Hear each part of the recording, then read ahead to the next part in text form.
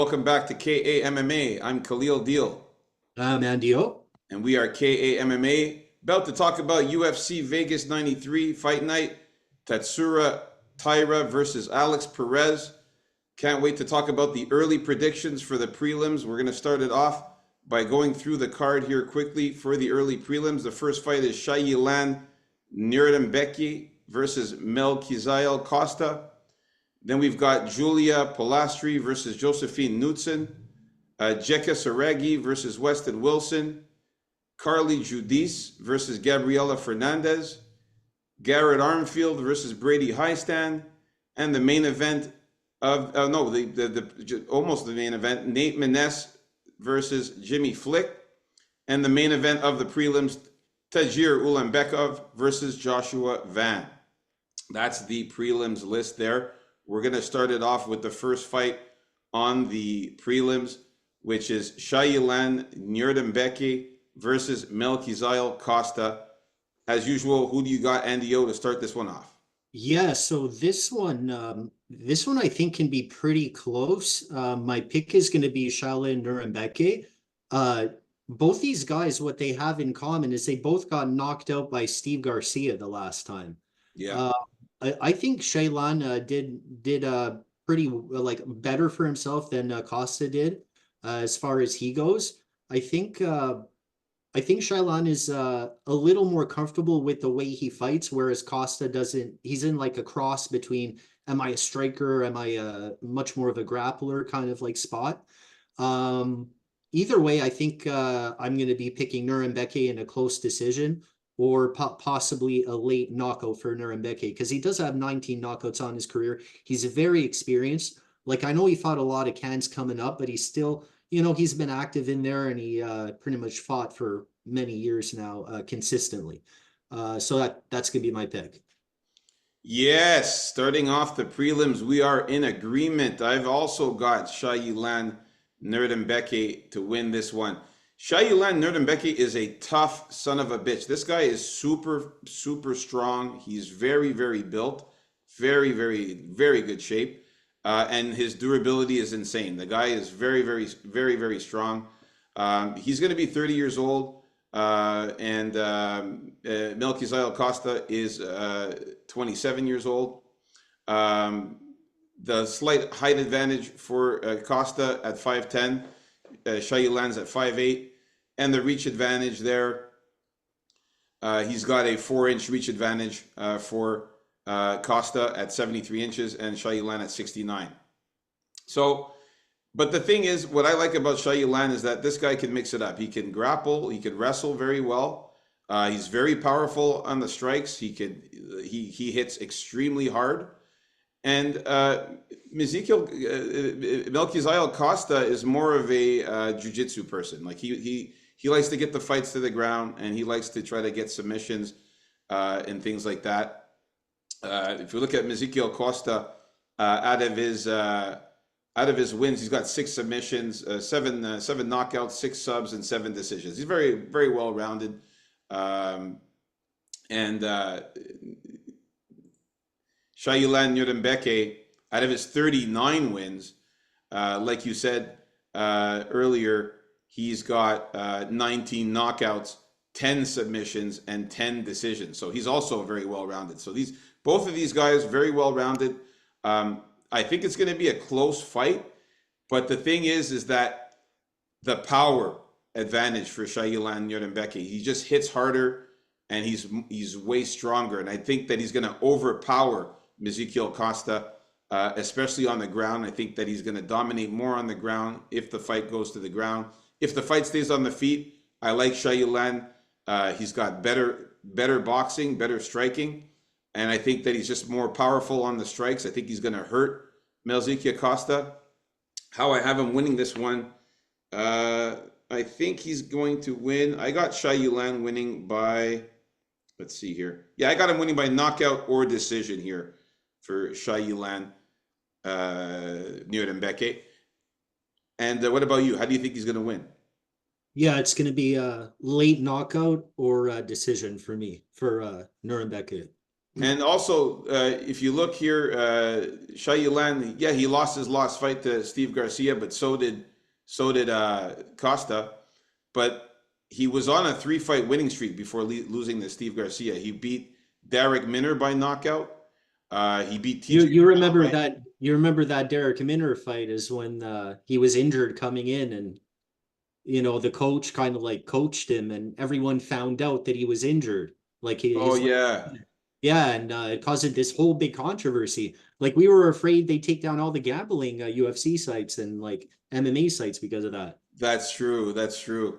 That was controversial there. And then, like I said, prior to that, when he beat T.J. Brown by unanimous decision, he beat Sean Soriano by unanimous decision, and then he lost to Josh Kulabau, who's also a really, really good grappler as well and a good fighter as well. So I think, and then on the other side with Costa, he lost to Steve Garcia as well in his last fight. He did beat Austin Lingo by unanimous decision, but then he lost to Thiago Moises by sub. He got subbed there. And then prior to that, it was against Junior Mello where he got a knockout, and Tom Santos where he got a knockout. Those are the lower level events. But yeah, uh, Shai Yulan's got the power, man. I think he's going to knock out Costa there, or maybe even get a sub on the ground. I think he's just going to overpower him. All right. All right. So So next we got who's next? We got Julia Pilastri and Josephine Knudsen. that is right. The next fight is Julia Pilastri versus Josephine Knudsen here. In this one, I have Josephine Knudsen to win this one. Obviously, Julia Pilastri is making her UFC debut. And you know how that goes, man. It's a UFC debut. She's very, she's fought like, nobody at all in the UFC, and the fights that she's had have been very low level. Um, Looking at this one a little bit closer here, we see that uh, 26 years old, 28 years old for Josephine Knudsen, 26 years old for Julia Pilastri. There's a 1 inch height advantage for Newson and a 3.5 reach advantage, surprisingly, for Julia Pilastri. Now, Newton is the pick for me. I think she's going to get the win here. Um, Lower level fighters, Julia Pilastri has fought. Nobody, to even talk about here. And Julia Newton, very, very good on the feet. She's also a very good. She can grapple as well, Josephine Newton, and she's looking pretty good in this one. I think she gets the win here, man. She beat Marnik Man by unanimous decision in her last fight. I know Doesn't Marnik get Man's me very anymore. very small and stuff like that, but Yeah. still a very good fight. How's she gonna get the win? I'm sorry. How's she gonna get the win? How's she going to get the win? Yeah. Oh, she's going to win by decision. I mean, most of her wins are all by decision, Josephine Newton. She's got 7 wins, and out of those 7 wins, 6 of them are by decision. She's got 1 knockout, but she's very good on the ground, very good wrestling. Marnik Man is also a very good wrestler too, and she was not able to take down Newton very well in that last fight. Mm. Newton was able to stay on the feet, and she's also very good at getting takedowns on her own. So I got Josephine Newton to win this one. Who you got here, Andio? If you can't beat a munchkin and put her away like Marnik McMahon, like I don't know how dominant you can really be against someone at least your own size. So especially at this dog money, man, I strayed a little bit last week. I think Julia Palasi, she has to like fend off a couple takedowns. I'm gonna say she has better striking and better finishing ability. So I'm gonna go with Julia Palastri on this one, man. This is low-level women MMA, and I don't think Knudsen should be as favored as she is. But then again, who knows? Maybe she'll come in there and ragdoll her. But she seemed to have a hard time with Marnik Man there, Yeah, and but Marnik Man was also a wrestler. This girl here, true. But Julia Pilastri doesn't wrestle. She's just a striker. Yeah, but we haven't seen Josephine Newton tested either. Maybe not even by as good as a striker. Like her level of competition is pretty much the same, or if not a little worse, I would say, than Polastri. Uh, No, no, no. I mean, at least she's yeah, been in the UFC. yeah, Palastri's fought nobody, man. against Marnik McMahon in the UFC, So I don't know. I mean, the pick is Polastri. It's a low level women's fight. It could go either way. So that's what I'm going to stick with on this one. All Uh, right, we are in and, disagreement and in I think this it's going to one. end in but decision. Let's go with decision. All right, so we'll see what happens, man. I like Josephine Newton in this one. I think she's just going to have the more experience there. And I know she's only fought once in the UFC, but she's got that UFC jitters out of the way. She's going to be ready to go for this fight, man. But yeah, we are in disagreement with the women in this one here. All right, next fight coming up here, we got Jekka Saragi versus Weston Wilson. Who you Yeah. got here, Andy O, in this one? This one here, the pick is Jekka Saragi. Uh, he's a lot younger. But a lot younger. And is he a lot younger, really? Can you double check this? Yeah, he's 29 years old, Jekka Saragi, and Weston Wilson is 35 years old. So yeah, There he's you much go. younger, 6 year difference there. Yeah, so I did figure Wilson was like did have a significant age difference here. Look, Sergey is coming into his prime. His striking's not bad. His movement's not bad. But above all else, I'm going to keep this one short. I don't think Weston Wilson really belongs in the UFC. I think he's here only to get spoon fed to guys they want to give a push to. If you look at his record, right? So it's almost sad to see him in the UFC here, although maybe the path to victory in this fight would be if Saragi tires himself out a little bit. But I don't think it's going to happen. I really don't think Weston Wilson is cut out for the UFC. Let's just say Saragi by unanimous decision, like 30-27. All right, nice. We are in agreement with this one as well. I have Jekka Saragi to win.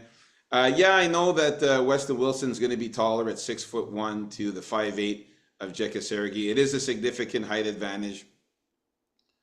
We're talking 5 inches, 5'9", 5'10", 5'11", 6 foot and 6'1". So it's a 5 inch height advantage. He's also going to have a 4 inch reach advantage there. But the thing is with Weston Wilson, this is a guy who mainly tries to get you on the ground and tries to get submissions. Out of his 16 wins, he's got 11 submissions. So he's a submission guy. He also has 5 knockouts. So basically, all of his wins have been by KO or submission. So that is definitely something to look out for when we're looking at the betting. We talk about that on Friday. KO sub prop could be something for this guy as a dog.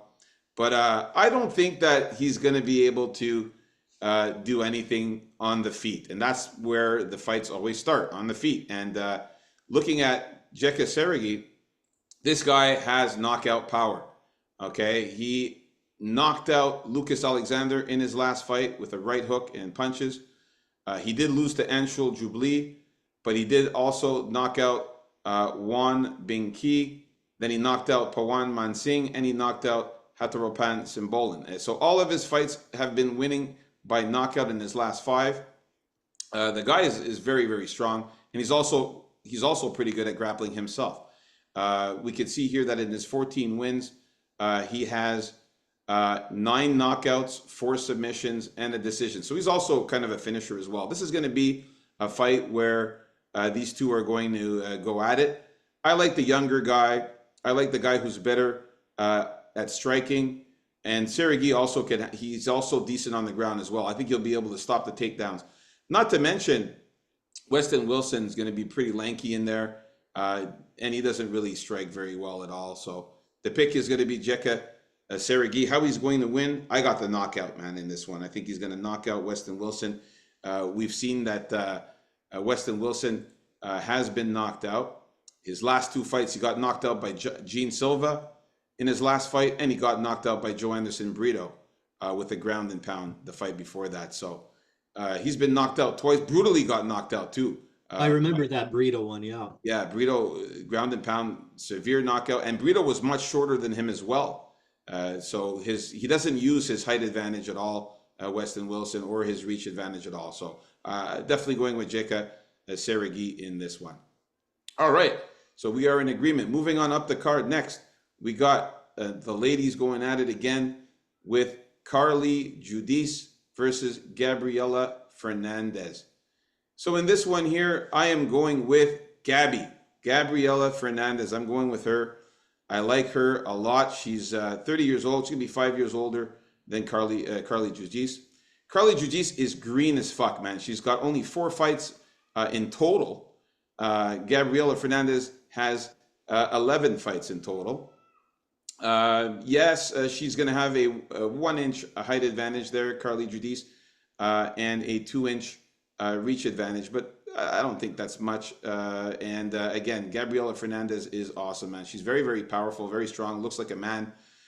She's built like a man, very tough, has very hard strikes, powerful striker on the feet. She's going to be better than Carly Judice on the feet, I believe. And the only thing that she has to do is just make sure that she doesn't get taken down. Because Carly Judice does have some grappling. Fernandez, she doesn't really grapple much. But if she keeps this fight on the feet, I think she's going to be the better striker. She's going to hit harder. She's going to punch harder. She's going to land more strikes. She's a better boxer. She's tougher. And she did lose in her last fight to Teresa Bleda and lost to Jasmine Judavicius. But those are grapplers. Jasmine Judavicius, very, very good grappler, very good wrestler. I see you making that face there, Dirt. But you know what happened last week when I said that Montana De La Rosa was going to win. All right, there you go. Nobody believed me. But yeah, she won. But yeah, I like this girl in this one. I like Gabriela Fernandez. Who you got there, Indio? Yeah, so this is what this one is about. I like the fact that Judice is a little bit of a maniac in there. She's going to be the one coming at her, flailing away. She is green. That's also an interesting part. Like, she's so green that I think these 4 fights are her only fights ever. Like, she didn't even come from any kind of fighting background or anything amateur, which I believe Gabriela Fernandez has. She had some fighting experience before she went 8-3, right? In MMA.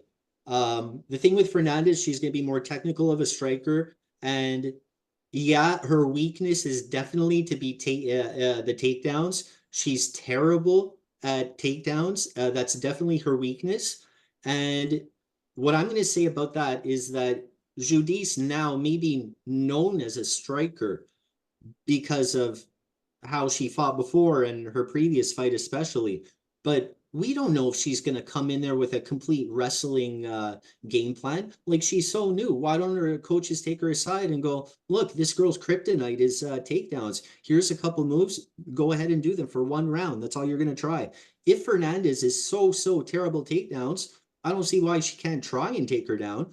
And on top of that, I think if it goes to a striking battle, like, Fernandez is the better, more technical striker and will probably get the win. But Judice is kind of a lunatic, right? So a crazy shot may hit her, and she can pull some takedowns out of her ass. Who knows? But again, with the odds like this, man, the pick is Judice, and that's the way we're gonna roll here. All right, so we are not in agreement in this one. That's 2 fights now that we don't agree in the prelims. Let's move on up now to the next fight. We got Garrett Armfield versus Brady Highstand. Who you got here, Andy? Yeah, this one here is going to be Garrett Armfield. I don't think Yes. I don't think Brady Highstand is anything that special. And I like guys with heart, right? And I think Brady Highstand, if anything, has a lot of heart. Like, he won't give up. He'll still try no matter what. But sometimes, like, heart isn't enough. And I think Garrett Anderson, with his forward pressure, he's just going to be in his face. It's going to be too much for him to handle unless Armfield gets tired, like, late in the fight. I think it's going to be smooth sailing if Garrett Armfield keeps that up. And as well, he's looked better and better. He's one of those guys that seem to be improving fight by fight, I find, with Armfield here. So the pick is Armfield. Let's go by decision. All right. So yeah, my pick two as well. I'm going with Garrett Armfield. He's going to be 2 years older. 2 inch disadvantage there, as you can see, 5'8", for Brady Highstand, 5'6" for Armfield. Reach advantage for 1 inch for Highstand, over 70 inches for Armfield, 71 for Highstand. But what I like about this one is Garrett Armfield's just fought the better opponents, man. He just beat in his last fight Brad Katona. We saw how good Brad Katona was last week, man. Brad Katona, awesome fighter, and he beat him by unanimous decision. And you saw how much Brad Katona could grapple and how good he is on the ground, man. He was destroying his opponent last week. And Garrett Armfield got that win. Also, he beat Toshiomi Kazama by knockout. He lost to David Onama. Nothing wrong with that. David Onama is a beast. He also beat Stephen Graham and Mark Slider. On the other side there, Brady Highstand. Who's he really beat? He beat Dana Baggarel, who's not that good. He knocked him out. And Fernie Garcia. And prior to that, he lost to Ricky Tershos in a split decision. And he lost to Chad. He got knocked out by Chad Anheliger.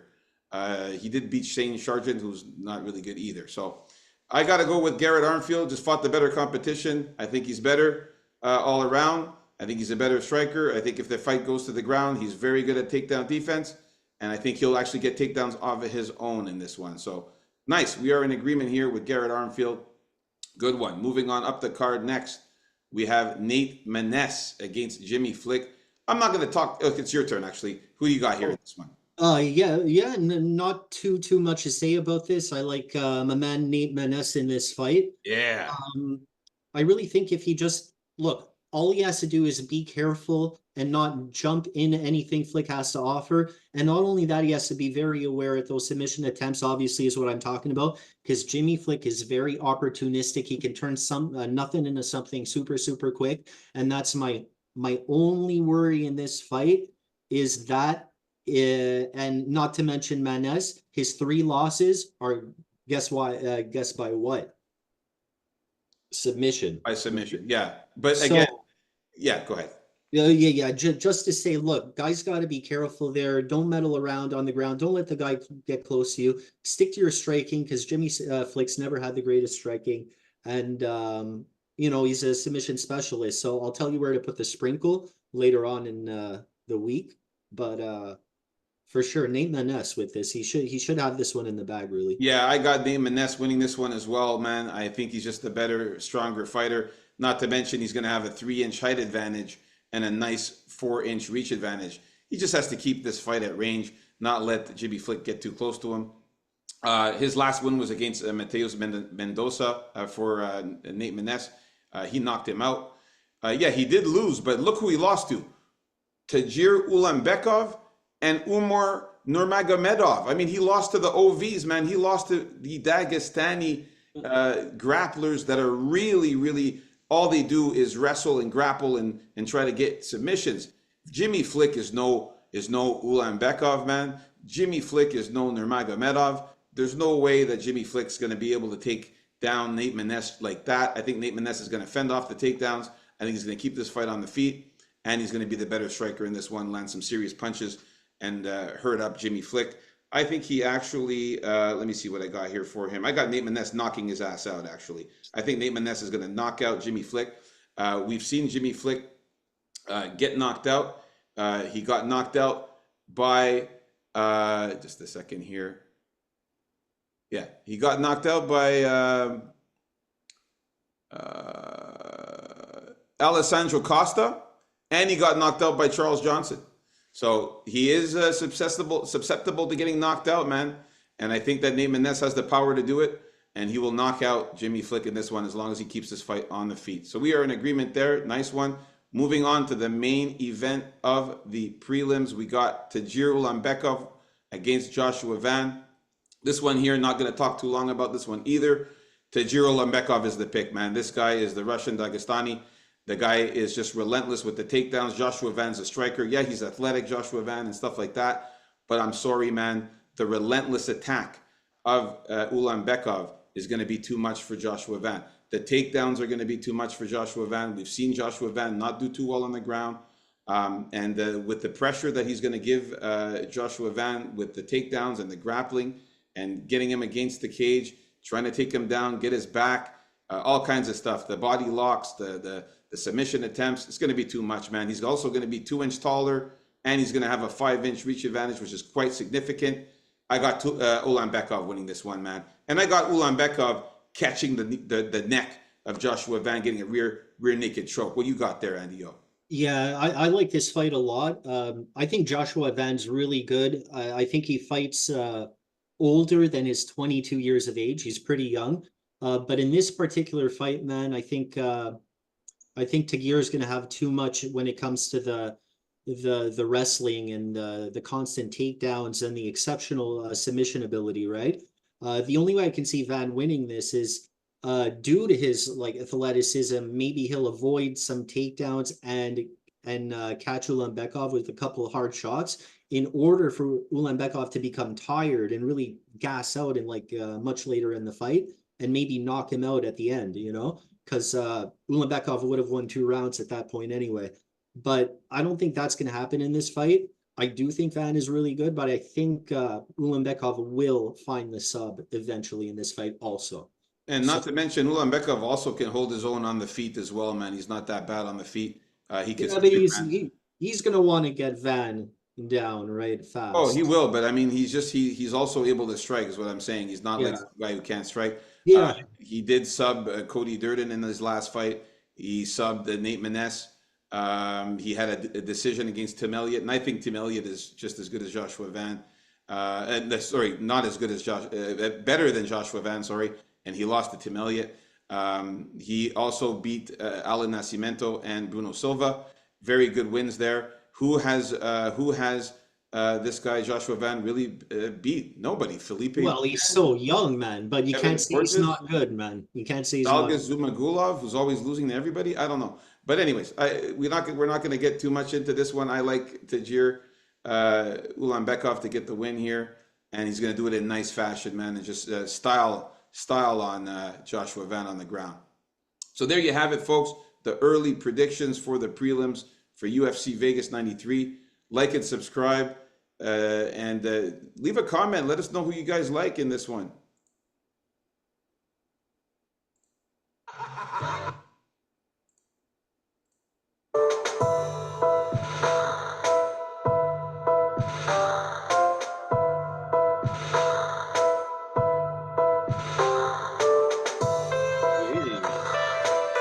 All right, folks, peace out. Tune into the next show where we talk about the early predictions for the main card.